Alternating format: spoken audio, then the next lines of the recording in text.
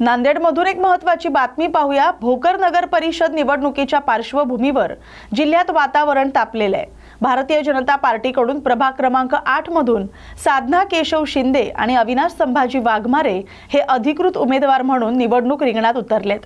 प्रचार दौऱ्यादरम्यान त्यांनी मतदारांशी संवाद साधत त्यांच्या प्रभागाच्या विकासासाठी ठोस योजना मांडल्यात। तसंच आगामी मतदानात मोठ्या संख्येने सहभागी होण्याचं आवाहनही त्यांनी नागरिकांना केलंय। स्थानिकांमध्ये ही निवडणुकीबाबत उत्सुकता वाढली असून प्रभागात अनेक ठिकाणी चर्चा रंगत आहेत। प्रभागातील वातावरणामुळे अंतिम टप्प्यातील प्रचार आणखी जोरदार होत आहे।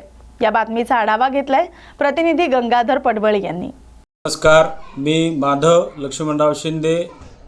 या ठिकाणी माझी भाऊजे साधना केशव शिंदे यांना भारतीय जनता पार्टीने प्रभाग क्रमांक 8 मधून अधिकृत उमेदवारी दिली आहे। तरी त्यांच्यासोबत प्रभाग क्रमांक 8 मधून अविनाश दिलीप वाघमारे यांना सुद्धा भारतीय जनता पार्टीने उमेदवारी दिलेली आहे आणि नगराध्यक्षपदाचे उमेदवार श्री भगवानरावजी दंडवे यांना या भोकर नगराध्यक्षपदाची उमेदवारी दिलेली आहे।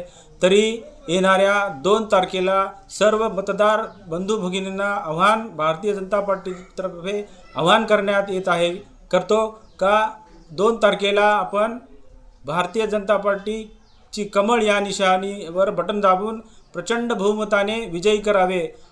कारण या देशात, राज्यात व आपल्या नांदेड जिल्ह्याचे विकास पुरुष व भाग्यविधाते श्री अशोकरावजी चव्हाण व अमिताताई चव्हाण व आपल्या भोकरच्या आमदार श्री ॲडव्होकेट श्रीजाताई चव्हाण ह्या आपल्या भागाला मिळालेले प्रमुख नेतृत्व आहे व दिल्ली ते गल्लीपर्यंत या ठिकाणी भारतीय जनता पार्टीची सत्ता असल्यामुळे नगरपालिकेमध्ये सुद्धाही आपण भारतीय जनता पार्टीची जर सत्ता आणाल तरच विकासाला खीळ बसणार नाही। हा विकासाचा गाडा पुढे चालू राहील।